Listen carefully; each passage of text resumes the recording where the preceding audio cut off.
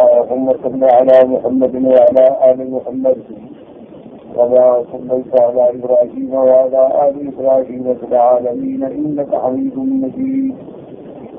قال الله تبارك وتعالى في كلامه المجيد: أعوذ بالله من الشيطان الرجيم. بسم الله الرحمن الرحيم. قال قد أوتيت سؤلك يا موسى ولقد مننا عليك مرة أخرى إذ أوحينا إلى أمك ما يوحى أن اخذ فيه بالتابوت فاخذ فيه في اليم فليلقه اليم بالساحل يأخذه عدو لي وعدو له وألقيت عليك محبة مني ولتصنع على عيني إن تمشي أختك فتقول هل أدلكم على من يأخذه فرجعناك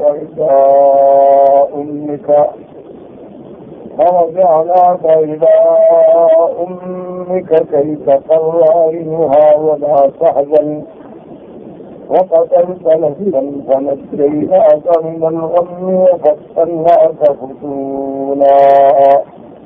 قال المؤلف المفسر رحمه الله تعالى: أدام النفع بعلومه وعلومكم في الدارين عالين إلى أن قال: فقالت إحداهما يا أبت استعجله إن خير من استأجرت القوي الأمين.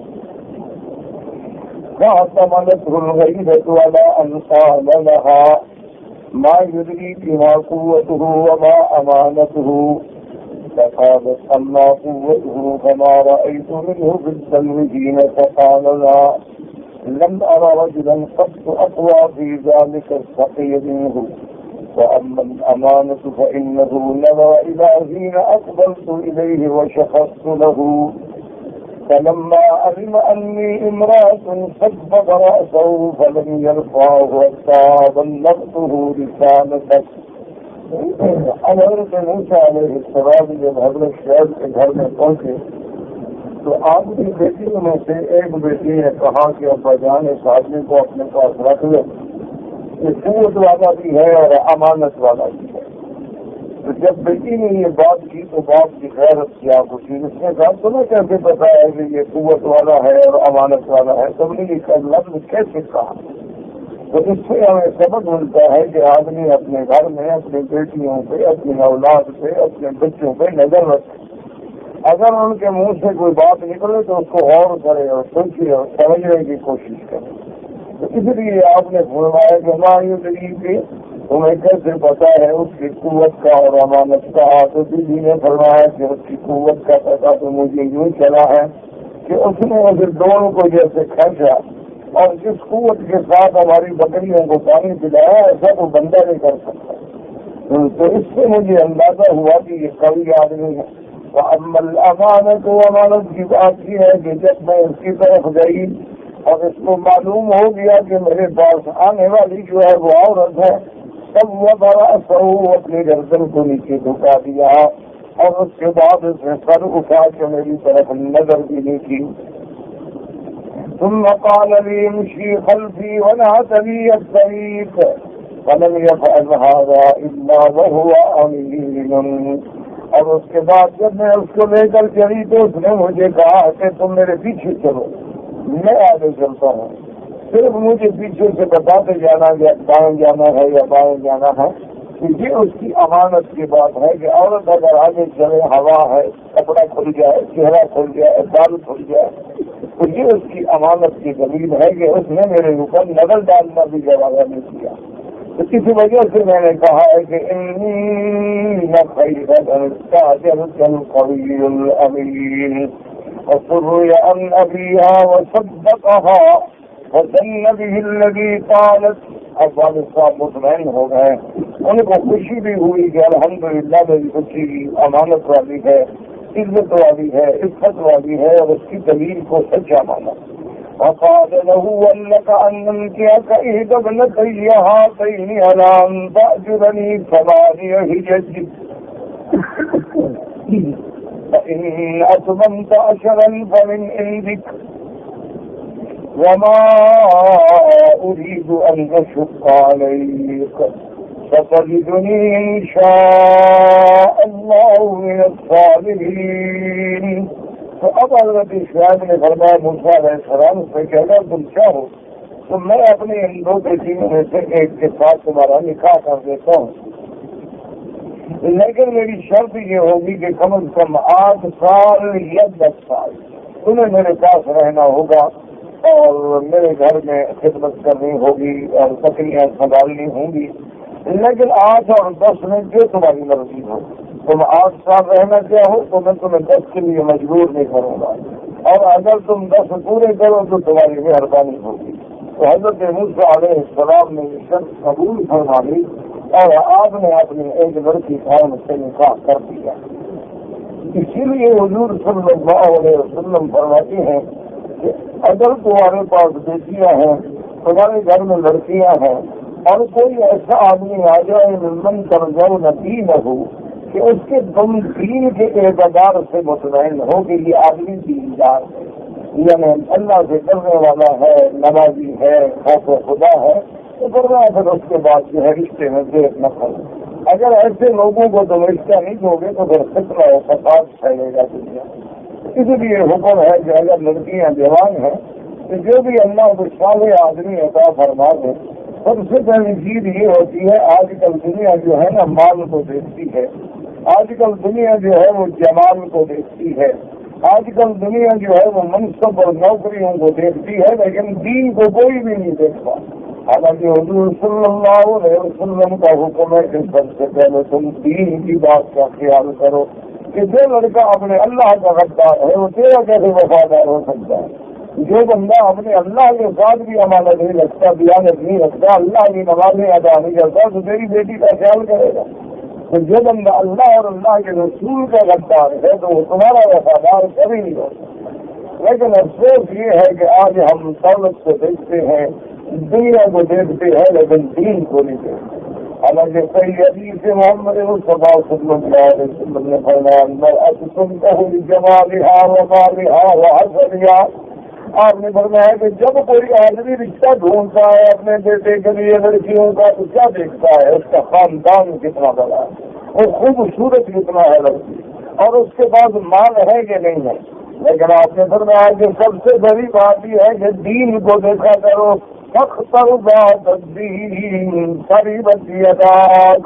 آپ نے فرمایا کہ جب تم رشتہ کرنا چاہو تو لڑکی میں دین دیکھو کہ اگر لڑکی کے اندر نماز ہے، روزہ ہے، حیا ہے، شرم ہے، باقی غریبی امیری اللہ کے ہاتھ میں ہے.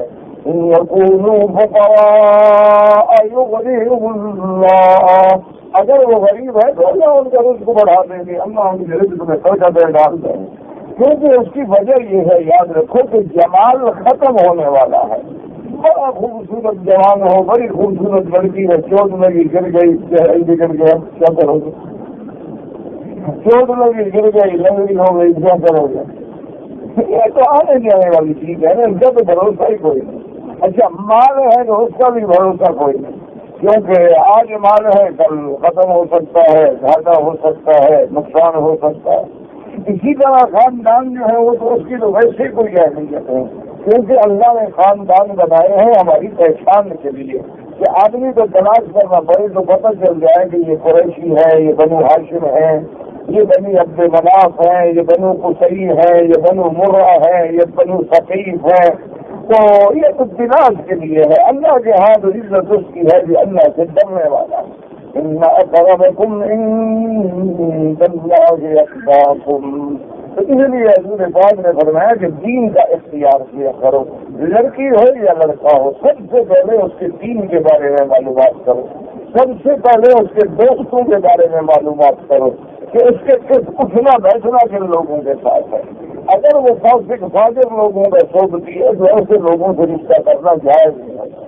کیونکہ اسی لیے شریعت فرماتی ہے کہ الزانیۃ لا ينکح الا زان، کہ زانی مرد جو ہے وہ زانیہ عورت کو ڈھونڈتا ہے، اور زانیہ عورت جو ہے وہ بھی عیاش مرد ڈھونڈتی ہے. اس لیے قرآن میں فرمایا الخبیثات للخبیثین والخبیثون للخبیثات، گندی عورتیں گندے مردوں کے لیے اور گندے مرد گندی عورتوں کے لیے، لیکن اس کے مقابلے بھی الطیبات للطیبین والطیبون للطیبات، اور پاک مرد جو ہے وہ پاکیزہ عورتوں کے لیے اور پاکیزہ عورتیں جو ہے وہ پاک مردوں کے لیے، کہ جو خود پاک ہوگا تو بیوی بھی پاک ڈھونڈے گا، جو خود آدمی عیاش ہو فیشنیبل ہو تو بیوی وہ ڈھونڈے گا جو شام کو بازار میں کٹھے جائے، سمندر کے کنارے میں جائے، کلب میں جائے، پب میں جائے، اور شام کو جناب واپس کے لیے کٹھے نکلے، کار کھلے ہوئے ہوں، لوگ دیکھیں گے یار بڑی اچھی لگتی ہے پھنسائی ہوئی ہے، وہ تو نظارے کے لیے لے جاتا ہے، بیوی تھوڑی ہے، وہ تو بدل ہے، وہ تو پیس ہے، وہ تو شو پیس ہے لوگوں کو دکھانے کے لیے، وہ بیوی نہیں ہوتی، بیوی وہ ہوتی ہے جس سے خاوند کی نظر پڑے، اور یا باپ کی نظر پڑی تھی یا بھائی کی نظر پڑی یا شوہر کی نظر پڑے، وہ عورت ہوتی ہے۔ اس لیے اللہ تبارک ہوتا ہے، اب دیکھیں کہ حضرت پیغمبر ہے، نبی ہے، لیکن اتنا بیوی نے کہہ دیا کہ وہ طاقتور بھینس دے کیسے پتہ فوراً غیرت جاگ گئی۔ ان نے فرمایا ہے کہ حضرت ناراض نہ ہو، تو اس نے میری طرف نظر ہی اٹھا کے نہیں دے، پھر بھی انہوں نے شادی کر لی کہ گھر میں نوجوان بندہ کیسے رکھے۔ لازمی بات ہے کہ شادی ہو جائے، بات ختم ہو جائے، داماد بن گیا، بیٹا بن گیا، قصہ ختم ہو گیا، تو گھر بھی رہ گیا، عزت بھی رہ گئی، حفاظت کا انتظام بھی ہو گیا۔ تو حضرت موسیٰ علیہ السلام نے بھی قبول فرما لیا۔ وقال فكانت على نبي الله موسى عليه السلام 8 سنين واجبة، اب موسیٰ علیہ السلام پہ 8 سال گزارنے تو واجب تھے۔ وقالت سنتان وسنين فقد الله عنه عدته فأتمها 10۔ 8 سال تو سچ کے تھے نا، وہ تو واجب ہے نا کہ 8 سال تو ہر سال میں تم نے رہنا ہے، باقی 10 سال تمہاری مرضی پہ ہے، لیکن آگے بھی تو موسیٰ نبی ہے نا، انہیں بھی 10 سال پورے کیے، میں بھی زیادہ سے زیادہ مدت آپ کے پاس رہوں گا۔ قال سعيد وعوذ جبال المباركين ورسول من أهل النصرانية من علمائهم قال هل تدري أي الأجلين كذا موسى قلت لا وأنا يومئذ لا أدري ولقيت ابن عباس فقصده ذلك فقال أما علمت أن 8 قال فلا نبي الله واجبة لم يكن نبي الله لينقص منها شيئا فيعلم أن الله كان قاضيا أن موسى عدته الذي كان وعده فإنه قضى 10 سنين ولقيت النصراني فأخبرته ذلك۔ سعید ابن جبیر فرماتی ہے کہ مجھے نصرانیوں کا ایک عالم ملا، اس نے مجھ سے سوال کیا کہ یہ بتاؤ موسیٰ علیہ السلام نے حضرت شعیب کے گھر میں کتنی مدت گزاری؟ میں نے کہا مجھے پتہ نہیں۔ وَأَنَا يَوْمَئِذٍ لَا أَدْرِي، مجھے اس دن پتہ نہیں تھا، میں نے جواب نہیں دیا۔ کہتے ہیں پھر میں نے حضرت ابن عباس سے پوچھا، آپ نے فرمایا کہ صحیح تمہیں پتہ نہیں کہ اللہ نے قرآن میں فرما دیا 8 سال تو آپ کے دل میں واجب تھے اور 2 سال جو تھے وہ احسان نہیں تھے، لیکن اللہ کی شان ہے کہ موسیٰ علیہ السلام نے 10 سال پورے فرمائے۔ فلقيت النصراني فأخبرته ذلك وقال الذي سألته فأخبرك أعلم من ذلك قلت أجل وأولى۔ اب جب کہتی ہیں کہ پھر مجھے وہ نصرانی ملا تو میں نے اس کو بتلایا کہ موسیٰ علیہ السلام نے 10 سال گزارے ہیں، اس نے کہا جس نے تمہیں بتلایا ہے نا معلوم ہوتا ہے وہ بڑا عالم ہے کہ اس نے وہ خبر دی ہے جو حقیقت ہے۔ اس کے بعد فرماتی ہے کہ میں نے کہا کہ ہاں وہ تو بہت بڑے عالم ہیں۔ فلما صار موسى بأهله كان من أمر النار والنساء ويدعو ما قص الله عليك في القرآن فشقائد الله تبارك وتعالى بعد أجر من آل فرعون في القتيل وأخذت لصانه۔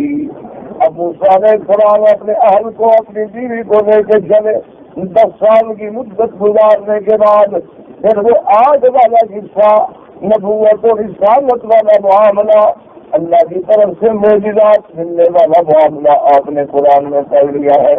پھر آپ نے فرعون کے خوف سے، کیونکہ آپ کو ڈر تھا کہ فرعون اس بندے کی وجہ سے مجھے قتل نہ کر دے، اور دوسرے زبان مبارک میں ذرا تھی کہ بولنے میں تکلیف ہوتی تھی، اللہ سے دعا مانگی۔ وَإِنَّهُ كَانَ فِي لِسَانِهِ عُقْدَةٌ تَمْنَعُهُ مِنْ كَثِيرٍ مِنَ الْكَلَامِ۔ آپ جب زیادہ بات کرتے تو پھر زبان رک جاتی تھی، زبان میں گرفتی، اس لیے زیادہ بات نہیں فرما سکتے تھے۔ اللہ سے سوال کیا کہ اللہ نے بھی وجہ فرمایا وسأل ربه أن يعينه بأخيه هارون يقول له رجعا ويتكلم عنه بكثير مما لا يفقه به لسانه۔ اللہ سے سوال کیا کہ یا اللہ میرے بازو کو قوت دے، مجھے طاقت دے، میرے بھائی کو میرے ساتھ کر دے تاکہ اگر مسئلہ ہو تو پھر حضرت ہارون بات کر سکیں۔ آتاہ اللہ سؤله وحل عقدة من لسانه وأوحى الله إلى هارون وأمره أن يلقاه۔ اللہ نے آپ کی دعا منظور فرمائی، آپ کی زبان مبارک سے بھی گرا کھل گئی، اور اللہ نے ہارون کو بھی نبوت عطا فرمائی، اور اللہ نے ہارون کو وحی بھی فرما دیا کہ تم جاؤ اور موسیٰ علیہ السلام کو ملو۔ فانطلق موسى بعصاه وقال لهارون عليه السلام فانطلق جميعا إلى فرعون وقضى على ذلك لا يذلهما ثم أذن لهما بعد حجاب شديد۔ اور دونوں بھائی جو ہے اللہ کے حکم سے چلے اور فرعون کے پاس پہنچے، اور فرعون کے محل پہ پہنچنے کے بعد اس نے اجازت ہی نہ دی اندر آنے کے لیے، کیونکہ وہ بادشاہ تھا، وہ تکبر تھا، وہ تجبر تھا، جبار تھا۔ تو کافی دیر انتظار کرنے کے بعد بڑی مشکل سے حضرت موسیٰ علیہ السلام کو اندر داخل ہونے کی اجازت ملی۔ اب موسیٰ علیہ السلام اندر تشریف لے گئے، فقال اِنَّا رَسُولَ رَبِّكَ، انہوں نے کہا کہ فرعون ہم تیرے پاس تیرے رب کی طرف سے بھیجے گئے۔ قال فمن ربكما، تمہارا رب کون ہے؟ فأخبره بالذي قص الله عليك في القرآن، اللہ تبارک و تعالیٰ نے قرآن میں بیان فرمایا کہ انہوں نے جواب دیا۔ قال فما تريدان فذكره القتيل فأتى بما قد سمعت، انہوں نے کہا کہ کیا چاہتے ہو؟ انہوں نے کہا ہم تو دعوت دینے آئے ہیں توحید کی۔ انہوں نے کہا اچھا تم وہی موسیٰ ہو نا جن میں ہمارا ایک بندہ بڑا تھا، اور میرے گھر میں تم بڑے تھے اور تم مجھے اب دعوت دینے آئے۔ قال أريد أن تؤمن بالله وترسل معنا بني إسرائيل، آپ نے فرمایا کہ ہاں تم اللہ پر ایمان لے آؤ اور بنو اسرائیل کو عذاب سے نجات تو چھوڑو۔ فأبى عليه وقال ائت بآية إن كنت من الصادقين۔ اب فرعون نے کہا کہ موسیٰ علیہ السلام اگر تم سچے ہو تو مجھے اپنی صداقت پہ کوئی نشانی دکھلاؤ، کوئی دلیل لاؤ گے تو اللہ کے نبی ہو سچے ہو۔ اب انہوں کیا دکھاتے ہیں؟ فألقى عصاه فإذا هي حية تسعى عجيبة فخرجت منها مسرعة إلى فرعون۔ موسیٰ علیہ السلام نے لکڑی ڈالی، وہ اتنا بڑا سانپ بن گیا، منہ کھولے ہوئے فرعون کی طرف دوڑا۔ فلما رأى فرعون خافضة إليه خافها فاستعصى عن سبيله واستغاث بموسى أن يكف عنه ففعل۔ اب جب فرعون نے دیکھا کہ سامنے کی طرف آ رہا ہے وہ بھاگا تخت پر گیا اور تخت کے پیچھے چھپ گیا۔ موسیٰ نے کہا وہ تو بھائی اس کو پکڑے اس سے کیا ہو گیا ہے؟ ثم أيده من جيبه فراغ بيضاء من غير سوء۔ اس کے بعد موسیٰ علیہ السلام نے اپنا ہاتھ مبارک نکالا اور چمکتا ہوا روشن ہاتھ، یعنی غیر برسن ثم ردها فعادت إلى لونها الأول۔ دوبارہ جب آپ نے بغل میں ہاتھ ڈالا تو اپنی اصلی حالت سے آ گیا۔ فاستشر الملأ حوله فيما رأى وقالوا له هذان ساحران يريدان أن يخرجاكم من أرضكم بسحرهما ويذهبا بطريقتكم المثلى ليعلمكم الذي هم فيه والعيش۔ اب اس نے اپنے وزیروں سے مشورہ دیا کہ بتلاؤ کیا کریں؟ انہوں نے کہا ہمارا خیال یہ ہے کہ آزان ساحران، یہ جادوگر ہے، یریدان ان یخرجاکم من ارضکم بسحرہما، یہ اپنے جادو کی زور سے تمہیں تمہارے ملک سے نکالنا چاہتے ہیں، اور یہ جو عیش کی زندگی ہے تمہیں اس سے نکالنا چاہتے ہیں۔ جادوگر ہے، نبی نہیں ہے۔ نعوذ باللہ ثم نعوذ باللہ۔ وَأَبَوْا لَهُ صَاحِبَتُهُ شَيْئًا مِّمَّا طَلَبَ، انہوں نے کہا کہ نہیں ہم نہ ایمان لاتے ہیں اور نہ بنو اسرائیل کو چھوڑتے ہیں۔ وقالوا له واجمع لهم السحرة فإنهم بأجرك كثير حتى تغلب بالسحر كثيرهما. ان نے وزیروں نے کہا کہ دیکھو بات سنو کہ انکار کرنے کے بجائے ہم ان کا مقابلہ کیوں نہ کریں. تمہارے ملک میں بڑے بڑے جادوگر ہیں, ان کو بلاؤ, ان سے مقابلہ کرو تاکہ ان کے جادوگروں پر ہم غالب آ جائے. فأرسل إلى المدائن فحشر له كل ساحر متعال. اس نے حکم دیا کہ پورے مصر کے اندر جادوگروں کو تلاش کرے. فلما أتوا فرعون قالوا بما يعمل هذا الساحر قالوا يعمل بالحيات قالوا فلا بل ما أحد في الأرض يعمل بالسحر بالحيات والجباب الهباب والنسير الذي يعمل وما أجرنا إن نحن غلبنا. قال لهم أنتم أقاربي وخاصتي ورساني إليكم كل شيء أحببتم فتواعدوا يوم الزينة أن يسأل الناس ضحى. اب فرعون نے حکم دیا کہ سب جادوگروں کو بلاؤ. سارے جادوگر کیسے ہو گئے؟ ان نے پوچھا کہ یہ تو بتاؤ کہ اگر موسیٰ اور ہارون جادوگر ہیں وہ کیا جادو دکھاتے ہیں؟ انہوں نے کہا وہ لکڑی ڈالتے ہیں سانپ بن جاتا ہے بڑا خطرناک. انہوں نے کہا اچھا یہ بات ہے تو سانپ بنانے میں تو ہم سے بڑا جادوگر کوئی ہے ہی نہیں. ہم جانتے ہیں کہ سانپ کیسے بنائے جاتے, ہم اس کا مقابلہ کریں گے. لیکن اس کے بعد کہنے لگے کہ فرعون ایک بات کا فیصلہ کرو کہ اگر ہم غالب آ جائیں تو کیا ہمیں بدلہ انعام ملے گا کہ نہیں. اس لیے علماء نے لکھا ہے کہ حق والے اور باطل والے علماء حق اور علماء سوء کا یہ فرق ہوتا ہے کہ جو باطل والا ہے پہلے مال پہ نظر رکھے گا کہ بدلہ کتنا ملے گا. قریب تو دیں گے لیکن نظر کتنی ہوگی. اور حق والا جو ہے وہ اللہ کی رضا پہ نظر رکھتا ہے, اس کو دنیا کی ضرورت ہے. اس لیے پیغمبر کہتے ہیں لا سألكم علیہ اجرا. پیغمبر کہتے ہیں ہم تم سے کچھ نہیں مانگتے. ان اجری الا علی رب العالمین. ہمارا بدلہ ہمیں اللہ دے گا, ہمیں تم سے کچھ نہیں چاہیے. لیکن یہ دنیا دار ہے چلے لگے ان لنا لاجرا ان كنا نحن الغالبین. قال نعم انکم اذا لمن المقربین. انہوں نے کہا بالکل تم اگر ان کو ہرا دو گے تو پھر تم تو میرے خاص لوگ بن جاؤ گے. میں تمہیں انعام تو انعام کرسیاں بھی دوں گا, عہدے بھی دوں گا, تمہیں نواز دوں گا. تو یہی ایک فرق ہے, یاد رکھ لو کہ علماء سوء کی نظر جو ہے پیسے پہ ہوگی اور علماء حق کی نظر جو ہے وہ اللہ کی رضا سے ہوگی. وہ یہ چاہتے ہیں اللہ راضی ہو جائے. ہمیں کچھ ملے نہ ملے آخرت کا بدلہ تو ملنا ہی ہے. تو اگر لگا بالکل ہم تم بھرنا تو میں اپنے قریب کر لوں گا اور میں ایسا تمہیں انعام دوں گا کہ تم سوچ ہی نہیں سکتے.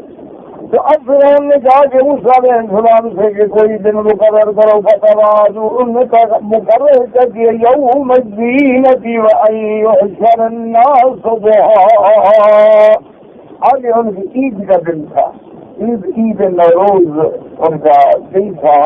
تو فرعون نے کہا ایسا کرو کہ وہ عید کا دن جو ہے نا ساری دنیا بھی اکٹھی ہوگی اور دوپہر کے وقت عین یوم یعنی وقت ضحیٰ جو ہے نا جب دھوپ تیز ہو جائے تاکہ ساری دنیا دیکھ سکے کہ حقیقت کیا ہے. کیونکہ فرعون کو تو ناز تھا نا کہ میرے اتنے جادوگروں کو یہ دو آدمی تھوڑا ہرا سکتے ہیں. قال سعيد بن جبير فحدثني ابن عباس ان يوم الزينة اليوم الذي يظهر الله فيه موسى على فرعون والسحرة. اور حضرت ابن عباس فرماتے ہیں کہ وہ یوم الزینہ جو تھا اس دن وہ یوم عاشوراء تھا, 10 محرم کا دن تھا, جس دن اللہ تبارک و تعالیٰ نے موسیٰ علیہ السلام کو غالب کیا. فلما اجتمعوا في صعيد واحد قال الناس بعضهم لبعض انصرفوا فلنحذر هذا الامر لعلنا نتبع السحرة ان كانوا هم الغالبين. یعنی موسیٰ و ہارون استہزاء بہما. اب لوگ جو ہے وہ آنے شروع ہوئے, کٹھے ہوئے, یار چلو چلو چلو دیکھیں کیسے مقابلہ ہوتا ہے. اور کہنے لگے استہزاء کے چاہتے کو یار اگر ہارون اور موسیٰ علیہ السلام غالب آ گئے نا چلو ہم ان کے ساتھ لگ جائیں, یعنی استہزاء کر رہے. ورنہ ان کو یقین ہے کہ ہمارے تو ہزاروں جادوگر ہیں اور یہ تو کیسے مقابلہ کر. اب جب آ گئے قالوا یا موسیٰ اما ان تلقي واما ان نكون نحن الملقين. قال بل ألقوا حبالهم وعصيهم وقالوا بعزة فرعون إنا لنحن الغالبون. اب جب میدان میں آ گئے تو ان جادوگروں نے موسیٰ علیہ السلام سے کہا کہ آپ پہلے اپنا مظاہرہ فرماتے ہیں یا ہم کریں؟ اچھا، بعض اولیاء اللہ نے لکھا ہے کہ یہ بھی ایک راز ہے کہ ان لوگوں نے جب نبی کا ادب کیا، حالانکہ وہ تو بادشاہ کی طرف سے تھے، وہ تو اکڑ میں تھے، انہوں نے کہا جی آپ پہلے یا ہم، تو انہوں نے ادب کیا، اللہ نے ادب قبول کر کے اسلام میں تو جو بھی پیغمبر ان کا ادب کرے گا وہ کامیاب ہوگا. یہ بھی اولیاء اللہ کا علماء کا ادب کرے گا، با ادب با نصیب اور بے ادب بے نصیب، ایک بات ہمیشہ یاد. بلکہ بہت بڑے بزرگ ہیں، ان نے تو کتاب لکھی ہے ماشاء اللہ، بعض نصیب اور دلائل دیے ہیں، اس سے واقعات لکھے ہیں کہ کیسے اللہ والوں کا ادب کیا جاتا ہے. وہ اصل دین ہے ہی ادب کا نام، الدین کلھا ادب. اللہ کے قرآن کا ادب، اللہ کے پیغمبر کا ادب، صحابہ کا ادب، اہل بیت کا ادب، اولیاء اللہ کا ادب، علماء کا ادب، والدین کا ادب. دین ہے ادب. ادب آ گیا تو دین آ گیا. بندہ بے ادب ہو گیا تو بس محروم ہو گیا. بے ادب محروم شدت فضل رب، اللہ کی نعمتوں سے محروم ہو گیا. اگر میں بولنا یہ نہیں، تم پہلے ڈالو جو کچھ ڈالنا چاہتے ہو. فَأَلْقَوْا حِبَالَهُمْ وَعِصِيَّهُمْ، انہوں نے بھی اپنی رسیاں لکڑیاں جو ڈالی میدان میں. وَقَالُوا بِعِزَّةِ فِرْعَوْنَ إِنَّا لَنَحْنُ الْغَالِبُونَ. کہنے لگے ہاں ہم تو فرعون کے نام سے اللہ ہماری مدد ہوگی. وہ تو فرعون کو خدا سمجھتے تھے. اب جب نے ڈالا بیان سوال اللہ کی نصیب کے الفاظ. اب موسیٰ علیہ السلام نے جب دیکھا کہ سارا میدان سانپوں سے بھر گیا ہے، سانپ بھاگ رہے ہیں، تو موسیٰ علیہ السلام دل میں ڈر گئے. انہوں نے کہا کہ میں نے بھی تو یہی معجزہ دکھانا ہے نا، اور انہوں نے مجھے بدبختوں نے سانپ بنا کے دکھا دی ہے، تو پھر فرق کیا ہوگا؟ تو لوگ سمجھیں گے یہ بھی جادو ہے، یہ بھی جادو ہے. بات تو رہ گئی ہے، مسئلہ تو حل نہ ہوا. اس لیے موسیٰ علیہ السلام گھبرا گئے. اللہ پاک نے قرآن پاک میں دوسری جگہ بیان فرمایا وَأَوْحَيْنَا إِلَىٰ مُوسَىٰ أَنْ أَلْقِ عَصَاكَ. اللہ نے وحی فرمایا موسیٰ علیہ السلام گھبراتے کیوں؟ لکڑی ڈالو تو صحیح اپنے. فَإِذَا هِيَ تَلْقَفُ مَا يَأْفِكُونَ فَوَقَعَ الْحَقُّ وَبَطَلَ مَا كَانُوا يَعْمَلُونَ. اللہ نے حکم دیا موسیٰ علیہ السلام لکڑی ڈالو تو صحیح، تم دیکھو تو صحیح ہماری قدرت کا نظارہ. جب حضرت موسیٰ علیہ السلام نے لکڑی ڈالی تھی وہ اتنا بڑا سانپ بنا کے جتنے سانپ انہوں نے بنائے تھے سارے کھا گیا، نکل گیا. اب وہ حیران ہو گئے. انہوں نے کہا بھائی یہ جادو نہیں ہو سکتا، یہ کیسا جادو ہے کہ لکڑی سانپ بن جائے اور ہمارے یہ سینکڑوں ہزاروں سانپ نکل جائے، پھر بدلو تو لکڑی بن جائے. یہ لازم معجزہ. اسی لیے علماء فرماتے ہیں کہ علم علم ہوتا ہے. الکل شیء شیء والجہل لیس بشیء، کہ جادو علم ہے، حرام ہے، کفر ہے، لیکن علم تو ہے. ان کو اس کے ذریعے پتہ لگ گیا کہ یہ جادو نہیں معجزہ ہے، فوراً کے مان لیا ہے. تو علم کہیں نہ کہیں کام دے جاتا ہے. علم ہوتا ہے چاہے کسی بات کا. اس لیے جب حضرت موسیٰ علیہ السلام نے ڈالا ہے ماشاء اللہ فلما ألقى صار الثوبان نظيمة فارغا وجاءت الرسية تلتمس الحبال حتى صارت جرذا صعبان. اب وہ رسیوں کو کھینچ دیا گیا اور ساری لکڑیاں بھی کھینچ دیا. تب غربیت کا بات کر رسول اللہ علیہ وسلم کو کوئی رسی بھی باقی نہ رہی، کوئی لکڑی بھی باقی نہ رہی، سب کو نکل گیا.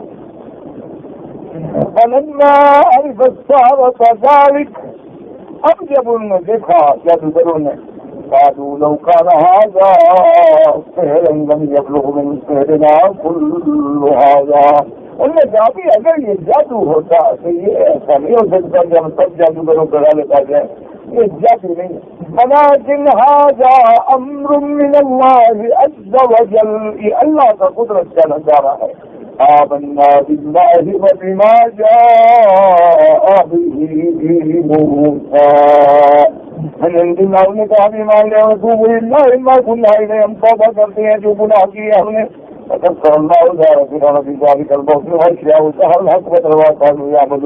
اللہ تبارک و تعالیٰ نے فرعون کی قبر توڑ دی، فرعون کے ماننے والوں کی قبر توڑ دی، سب شکست کھا کے جھٹکا کے بیٹھے ہوئے، فغلبوا هنالك وانقلبوا صاغرين۔ اب جناب لوٹے سر نیچے ہے، شکست کھائے ہوئے ہیں اور رسوا ہے، گردن اونچی نہیں کر سکتے۔ وَأُلْقِيَ السَّحَرَةُ سَاجِدِينَ قَالُوا آمَنَّا بِرَبِّ الْعَالَمِينَ، اور جادوگر سجدے میں گر گئے، انہوں نے کہا اللہ پر بھی ایمان لائے، موسیٰ علیہ السلام پر بھی ایمان لائے، تو اسی وقت کلمہ پڑھ لیا۔ اچھا اس کے بعد پھر نے ڈانٹا ان کو، کہا کیا کر رہے ہو؟ ہم نے میری اجازت کے بغیر موسیٰ علیہ السلام پر کلمہ بھی کر لیا۔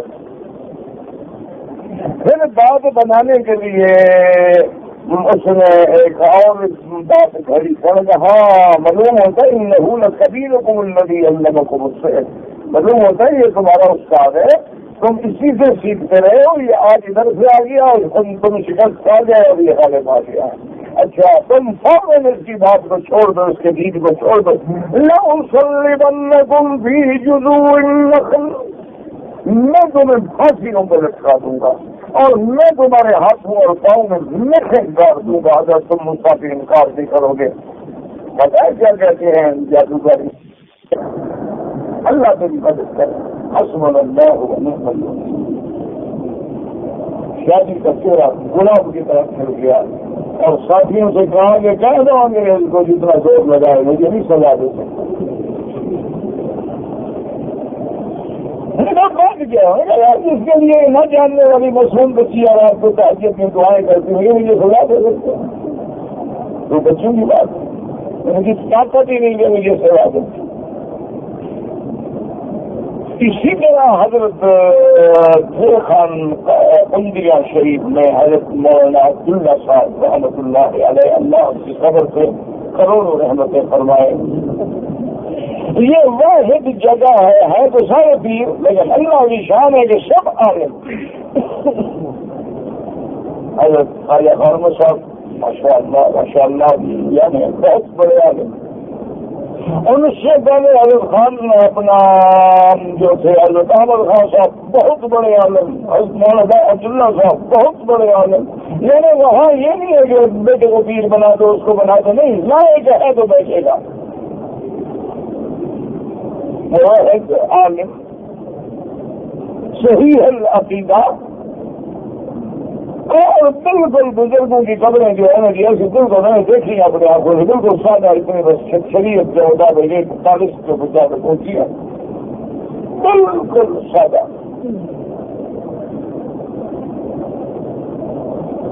تو حضرت اس وقت بیمار تھے رحمت اللہ علیہ، تو بڑی مشکل سے وہ کبھی کبھی خادم جو تھے وہ ٹیک لگا کے تو سرانے کے ساتھ بٹھا دیتے تھے، وہ بھی تھوڑی سی دیر حضرت بیٹھ سکتے تھے، یعنی اتنی کمزوری تھی کہ پھر لٹا دیا جاتا تھا۔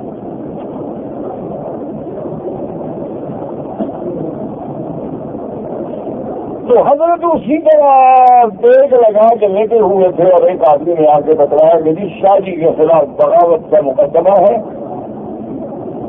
اور 3-4 دن کے بعد پیشی ہے اور سزا بالکل اسباب کی حد تک یقینی ہے، اللہ بچائے تو کہتے ہیں۔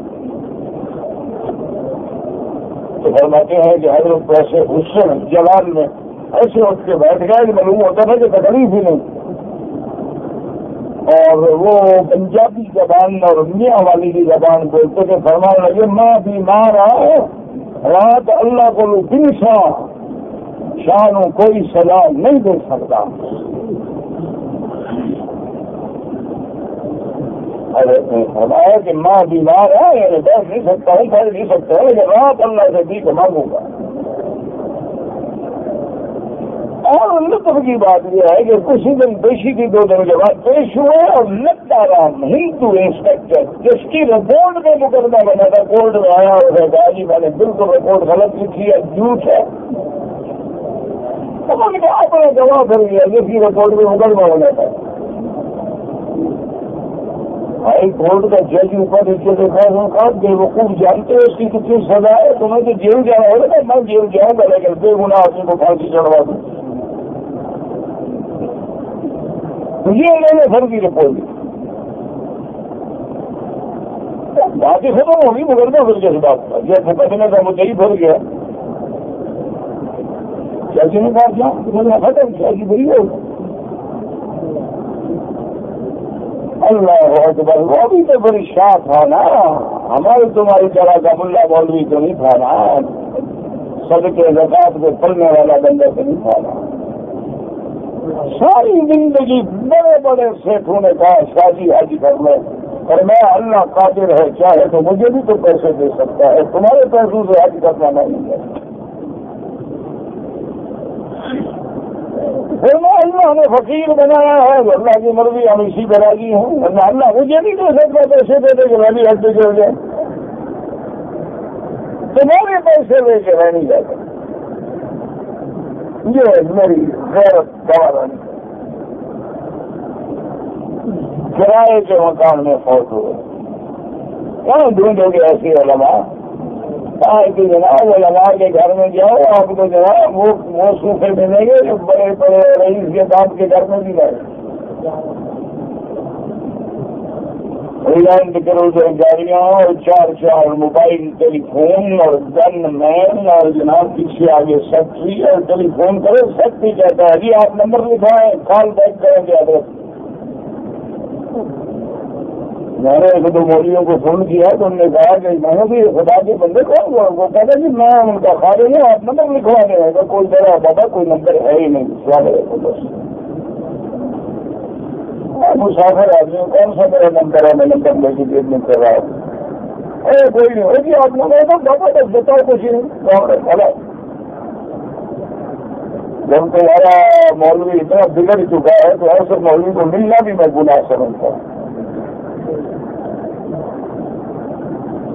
اللہ والوں کی زیارت میں عزت ملتی ہے، درباری سرکاری کام کوئی نہیں آتے، اور ہم تو ویسے بھی بگڑے بلوچ لوگ ہیں، بابا جاہل لوگ ہیں، ہم کون سے شریعت ہیں بلا قریشی ہیں، تو خود گناہ گار قوم کے لوگ ہیں، کافی چور۔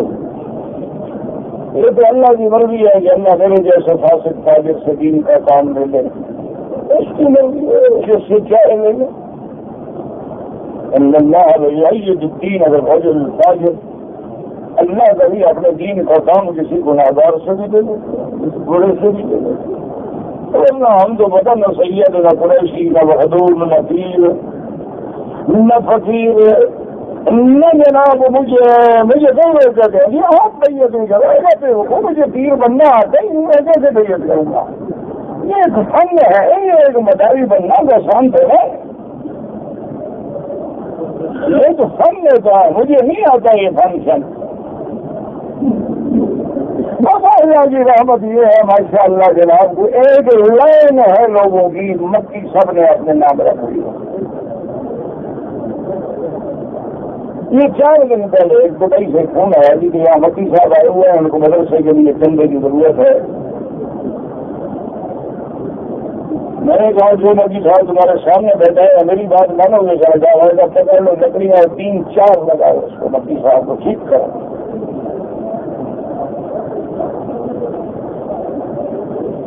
جو بھی جائے گا آ جائے۔ اچھا اب کہے ان کو بھی تمہارے نام کے ساتھ یار کبھی مکی ہوتا، ہم مکے میں نہیں رہتے یار، جو مکے میں رہتا ہے مکی ہوتا ہے، پاکستان والا پاکستانی ہوتا ہے، ہند والا ہندوستانی ہوتا ہے، ہم لکھا ہے تو کیا ہم نے جھوٹ بولا ہے؟ لیکن مجھے تو خدا کے لیے بدنام نہ کرے نا، چندہ دم مانگو اور نام مکی صاحب کا، جیبیں دم بھرو اور نام مکی صاحب کا، الٹے پلٹے فتوے تم دو اور نام مکی صاحب کا خدا کے لیے اللہ کو قیامت میں کوئی جواب نہیں دو گے؟ کیا قبر حشر نہیں آئے گا؟ اللہ کے سامنے فیصلہ نہیں ہوگا؟ میں ہر دوست کو یہ کہتا ہوں کہ جو بندہ میرے نام پہ چندہ مانگے، میرا نام استعمال کرے، مجھے کہو کہ فون پہ بات کروا دے، ورنہ پھر آپ خود کی آمد میں ذمہ دار ہے، میرا کوئی قصور نہیں ہوگا انشاءاللہ۔ میں ایک باتیں کر دی الحمدللہ، اخباروں میں بھی، اشتہاروں میں بھی، لیکن اگلے اتنے فنکار ہیں جو حضرت یحییٰ ابن معین رحمۃ اللہ علیہ اور امام احمد ابن حنبل لادنی، اللہ ان کی قبروں پہ کروڑوں رحمت کرے، بغداد کی مسجد میں جمعہ پڑھ رہے ہیں اور جو مولوی تقریر کر رہا ہے وہ حدیثیں بیان کر رہا ہے، یحییٰ ابن معین اور امام احمد ابن حنبل، یہ اس کو دیکھیں وہ اس کو دیکھیں، یہ کون سی حدیث بیان کر رہا ہے؟ ہم نے تو یہ روایت ہی نہیں کی۔ ہم اللہ کا بندہ ہمارے معاملے کی حدیث سے پڑھ رہا ہے، ہم نے بھی یہ حدیث بیان ہی نہیں کی۔ جب وہ فرماتے ہیں کہ اس کی تکلیف ختم ہوئی، ہم نے آگے مولوی صاحب کو پکڑا، ہم نے کہا اللہ یہ بندے یہ تو امام احمد ابن حنبل اور یحییٰ ابن معین کا جو حوالہ دے رہے تھے، میں یحییٰ ابن معین ہوں اور یہ احمد ابن حنبل ہے، تم ہمیں کبھی ملے نہیں ہے، ہم سے کیسے حدیثیں بیان کر رہے ہو؟ وہ امام صاحب فرماتے ہیں کہ اس نے بڑے عقل سے کہا کہ دنیا میں احمد ابن حنبل اور یحییٰ ابن معین صرف تم ہو اور کوئی بھی ہو سکتا، جاؤ۔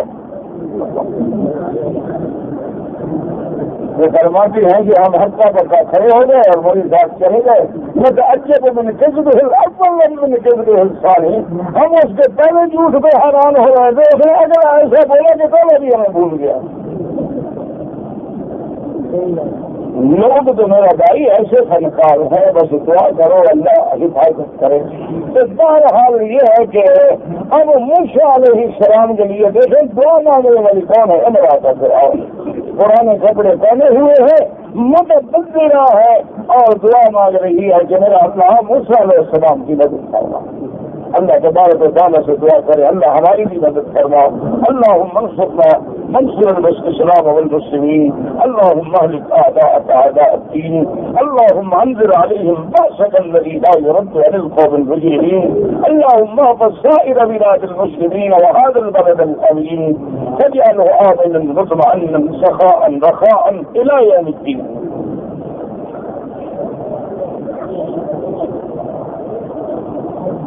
کہتے جی کہ آپ نے جتنی چیزیں بتائی ہیں، چاہے بسکٹ ہے، چاکلیٹ ہے، ان میں کہ بچے جیسے نہ کھاؤ، جب تک یہ چاکلیٹ نہیں بنے تھے بچے ہمارے زندہ نہیں رہتے تھے۔ ہم نے چاکلیٹ سے بڑی بات ہے، ہم نے تو دیہات میں رہتے ہوئے کبھی گاڑی نہیں دیکھی، موٹر نہیں دیکھی تھی۔ ہمارے 7 پہلے میں نہر گزرتی ہے، سڑک پہ کار گزرے، ہم چھوٹے چھوٹے ہوتے تھے، 5-6 سال کے، دوڑ کے دیکھنے جاتے تھے کہ کوئی لوہے کی چیز ہے اور بھاگ رہی ہے۔ میں اپنی بات بتا رہا ہوں، آپ کی لمبی سے پرانی بات ہے۔ تو جب تک دنیا میں یہ چاکلیٹ نہیں تھے، بسکٹ نہیں تھے، یہ دنیا میں خوشبو والے صابن نہیں تھے، تو دنیا صحت اور صحت مند تھی، کبھی کسی کو دل کا دورہ پڑا تھا؟ یہ بلائیں اسی دن سے بیماریاں شروع ہوئی ہیں جب سے یہ بلائیں آئی ہیں۔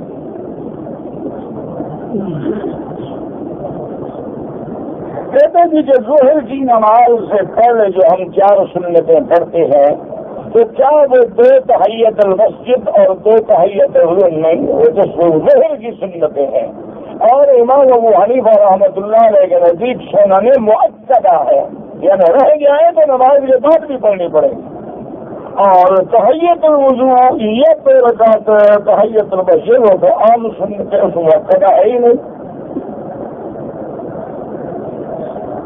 کہتے ہیں کہ ماں، بہن، بیوی، ابے کی احرام کی حالت میں ہوں تو بوسہ لینا جائز ہے، کہ احرام میں بوسے کا کیا تعلق ہے؟ میں نے مجھے یہ تو سمجھاؤ بابا، احرام کی حالت میں تو غلط نظر ڈالنا بھی منع ہے کہ جائے کہ تم بوسہ دو۔ احرام میں تو اللہ نے منع کر دیا، لا رفث ولا فسوق ولا جدال فی الحج، رفث ماننا کہ میاں بیوی بھی آپس میں کوئی ایسی بات نہ کریں جس میں کوئی شہوانی بات کا خیال آتا ہو۔ احرام سے سارے گھروں کے بوسہ دے دینا تو دیوی بات تو نہیں رہی، ہاں خطرہ ہو کہ عمرے کے بعد چلی جائے گی تو بتوائی کیا کریں، ویسے لوگوں کو یہی جواب دینا پڑتا ہے، یہ زبان سمجھتے ہیں وہ نہیں کہتے۔ کہتے جی کہ قرآن کی پہلی سورت جو ہے اقرا نازل ہوئی، سورت تو نازل نہیں ہوئی، اقرا بسم ربک الذی 5 آیتیں نازل ہوئی ہیں، کوئی سورت نازل نہیں ہوئی، اور آخری آیات میں جو ہے الیوم اکملت لکم دینکم اور واتقوا یوما ترجعون الی اللہ ثم توفی، تقریباً یہ آخری آیات ہیں، واللہ اعلم۔ کہتے جی کہ میری آنکھیں خراب ہیں، میری نظر کمزور ہے تو ڈاکٹر کے پاس جاؤں، وہ اپنی وقت کیا کرے گا؟ کسی اچھے آنکھوں کے ڈاکٹر کے پاس جا کے دوائی شوائی کرو، سیڑھی سیڑھی کے چکر میں نہ پڑو، کچھ بھی نہیں ہوتا۔ ان کے پاس آنکھیں ہوتی وہ خود بھی رنگ کی ہو جاتے، ان کے پاس شفا ہوتی تو پھر خود لنگڑے کی ہوتے۔ شفا اللہ کے ہاتھ میں، زمزم سے منہ دھویا کرو، زمزم پیا کرو، میرے پاس تو یہی علاج ہے اور کچھ نہیں، نہ مجھے وظیفے آتے ہیں نہ مجھے کوئی اور چیز آتی ہے۔ اگر کوئی آدمی مسجد عائشہ سے عمرہ کرے، امام ابو حنیفہ اور امام شافعی رحمۃ اللہ علیہ کے نزدیک جتنے عمرے بھی کرے جائز ہے، لیکن افضل یہ ہے کہ مکے میں رہتے ہوئے طواف کیا نہ کرو۔ کہتے جی کہ دعا میں ہم بھی آج صدقے میں نہیں، دعا سیدھی اللہ سے مانگے۔ دیکھو نا حضور نے دعا طواف میں جو سکھائی ہے کیا ہے، ربنا، اس میں کوئی صدقہ ہے وسیلہ ہے؟ آدم نے جو دعا مانگی اللہ سے، ربنا ظلمنا، یونس نے دعا مانگی لا الہ الا انت سبحانک، حضرت ایوب نے دعا مانگی رب انی مسنی الضر وانت ارحم الراحمین۔ دعا سیدھی اللہ سے مانگا کرو۔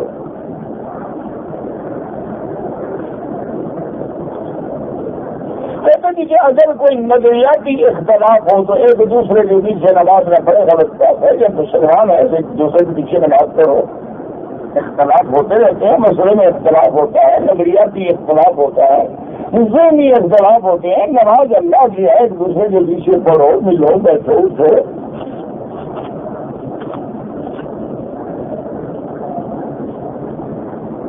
کہتے جی کہ میں 2 سال پہلے عمرہ کرنے آیا تھا، احرام میں نے مسجد عائشہ سے باندھا، حرم شریف آ کے صرف طواف کیا، احرام کھول دیا ماشاءاللہ۔ تو بہرحال گزارش یہ ہے کہ اگر آپ پاکستان سے آئے تھے اور وہاں سے احرام نہیں باندھا، مسجد عائشہ سے باندھا، ایک دم وہ پڑ گئی کہ آپ میقات سے بغیر احرام سے آ گئے۔ دوسرا آپ نے طواف کیا لیکن صفا نہیں توڑے تو دوسری دم بطور صفا کے پڑ گئی، وہ ادا کرے آپ۔ 2 سال کے بعد مسئلہ پوچھا تو کم از کم 2 بکریاں تو بڑھو۔ کتنا جلدی مسئلہ پوچھ رہا ہے۔ 2 سال پہلے عمرہ کیا تھا، آج مولوی ہاتھ لگایا، باقی اپنے ملک میں سارے مولوی فوت ہو گئے۔ خدا کا خوف کرو، اگر دین سیکھنا ہے عمرے کے آنے سے پہلے علماء کے پاس جاؤ کہ حضرت میرے عمرے پہ جانا ہے، مجھے بتائیں عمرہ کیسے ہے، احرام کیسے ہے، طواف کیسے ہے، صفا کیسے ہے۔ اگر سمجھنا ہے کتاب لے لو، ان کو کہو کہ مجھے نشان لگا کے دے تو میں پہلے کیا کروں، مکے میں جانے کے بعد کیا کروں، طواف کے بعد کیا کروں، صفا کے بعد کیا کروں، تبھی غلطی نہیں ہوگی انشاءاللہ۔ کہتے ہیں کہ نماز میں کندھے سے کندھا اور پاؤں سے پاؤں کا ماننا سب برابر ہو۔ مقصد ہے کہ سب ہے برابر۔ اب ایک آدمی کا قد 6 فٹ ہے، ایک کا 3 فٹ ہے، کیسے کندھا ملاؤ گے؟ لٹکاؤ گے اس کو بچی ڈال کر؟ آگے بندے مانا ہے کہ سب برابر ہو بس۔ اگر کسی کا ٹخنے کے نیچے کپڑا ہے نماز تو ہو جائے گی لیکن گناہگار ہے، حضور نے منع فرمایا۔ کہتے ہیں کہ میں اپنی بیوی کو ریڑھی پہ بٹھا کے صفا مروا کرواؤں تو میری صفا بھی ہو جائے گی انشاءاللہ. اب اپنی بھی نیت کر لیں, ان کی بھی نیت ہو, انشاءاللہ کرے گا ہو جائے گی.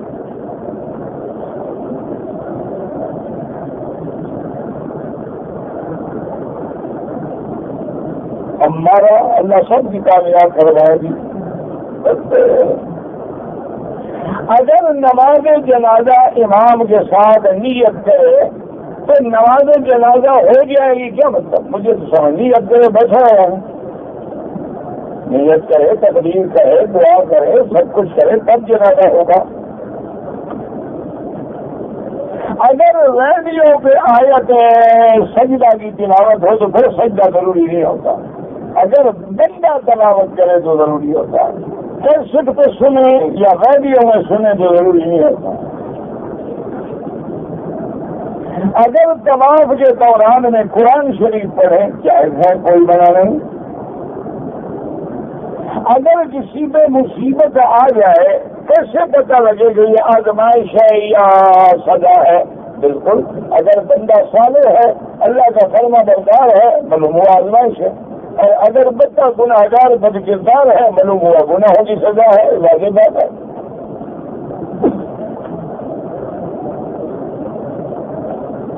کہتے کہ اللہ کو تو کسی نے نہیں دیکھا, اس پہ یقین کیسے کیا جائے؟ روح کو دیکھا ہے تم نے؟ تمہارے اندر یہ روح ہے, اس کو دیکھا؟ خوشبو پھول کی سونگتے ہو, کبھی خوشبو کو دیکھا ہے؟ اس پہ یقین آ گیا؟ خدا پہ تمہیں یقین نہیں آیا ہے. یہ ساری کائنات تم نے بنائی ہے, عقل کرو.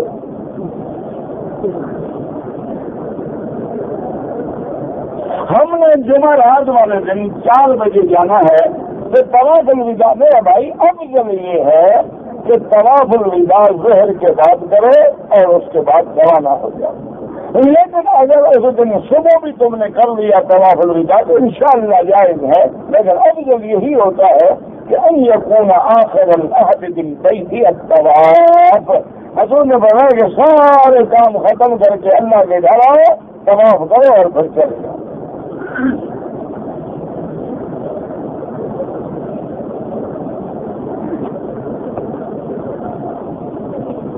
اگر ایک آدمی نے احرام کی حالت میں بدبو آ رہی تھی اور چادر بدل لی, کوئی بات نہیں.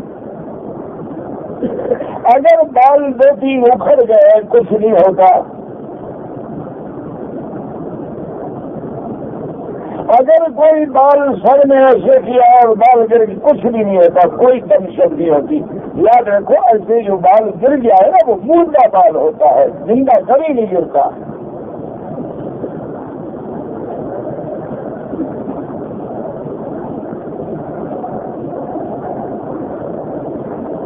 کہتے جی کہ زید اور بکر نے کاروبار کیا, آپس میں شرط یہ ہے کہ نفع نقصان کے دونوں بھائی وال ذمہ دار ہونے میں کوئی جائز ہے, لیکن اس کو نفع ہی دے رہا ہے, کبھی زیادہ کبھی کم, تو آپ کیا کہتے ہیں نقصان ضرور ہے. اللہ کی شکر کرے کہ نفع آ رہا ہے, نقصان نہیں ہو رہا.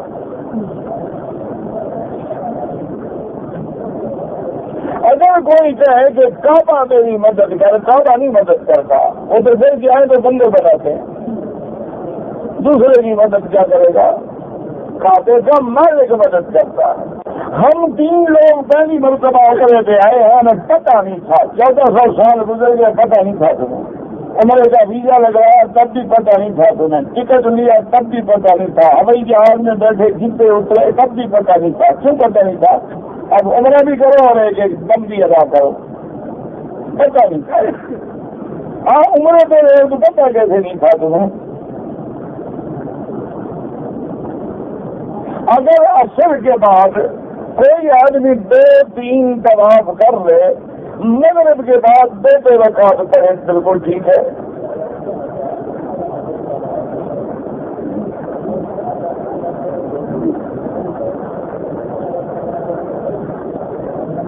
دعا مانگنا نہیں تھا, روضے کے سامنے حضور کی مواجہہ میں دعا مانگنا منع ہے, صلاۃ و سلام پڑھنا ہے. الصلاۃ والسلام علیک یا رسول اللہ, الصلاۃ والسلام علیک یا حبیب اللہ, الصلاۃ والسلام علیک یا خیر خلق اللہ، پھر سیدنا ابو بکر، سیدنا عمر، آگے جا کے کعبے کی طرف رخ کر کے دعا تو اللہ سے مانگنی ہے۔ کہتے جی کہ 11ویں شریف کل شریف کیوں حرام ہے؟ قرآن و حدیث میں نہیں، اس لیے حرام ہے۔ اگر حلال ہوتے تو سب سے پہلے صحابہ کرتے۔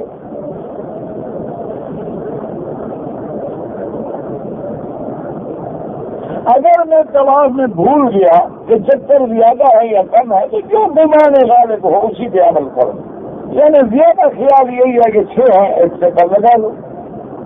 زیادہ خیال یہ ہے کہ میں نے ایک چکر زیادہ کر لیا، بس ٹھیک ہے چھوڑ دو، کوئی بات نہیں۔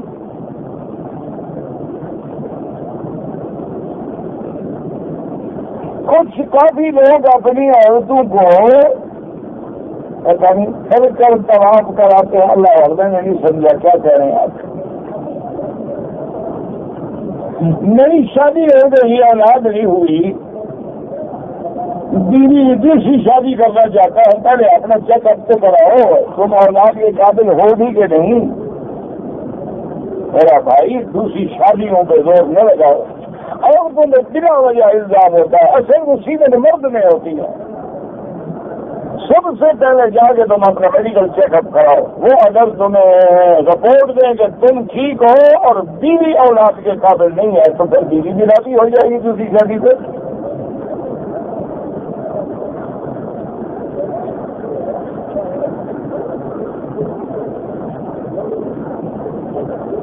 مسجد قبلتین الگ ہے، مسجد نبوی الگ ہے۔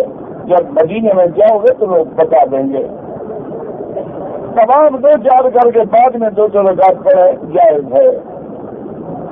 اگر طواف وداع کرنے کے بعد کوئی بندہ نہیں کیا تو کیا پھر واپس حرم میں آئے؟ بالکل آئے، نماز پڑھے، طواف کرے، کوئی منع نہیں۔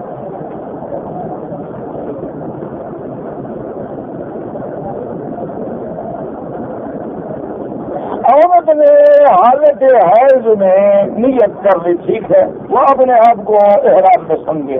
اگر کوئی دل گر جاتا ہے اس کا کچھ بھی نہیں ہوتا۔ جب اس کے حیض کے دن پورے ہو جائے، پاک ہو جائے، غسل کرے سادہ پانی سے اور سادہ صابن سے جس میں خوشبو نہ ہو، اور گنجی ونجی میں خیال کرے تاکہ بلا وجہ زیادہ بال نہ گرے، پھر آ کے اپنا عمرہ پورا کرے، عمرہ ٹھیک ہو گیا۔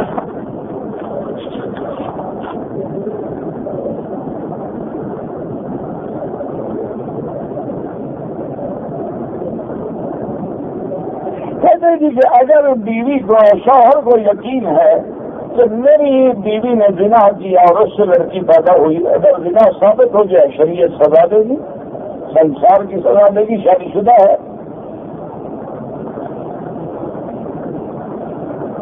جو عورتیں بغیر پردے کے طواف کرتی ہیں گناہ گار ہیں، اللہ ہدایت دے۔ ہمارے ملک میں جب کوئی آدمی مر جائے غلام خانی کراتے ہیں، بدعت ہے۔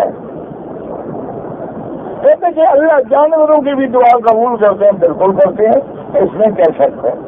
اللہ کی مخلوق ہے، جانور بھی تو اللہ کی مخلوق ہے، ان کو روزی کون دیتا ہے، ان کو پانی کون دیتا ہے، ان کو صحت کون دیتا ہے؟ تو اللہ پاک تو سب کی سنتے ہیں۔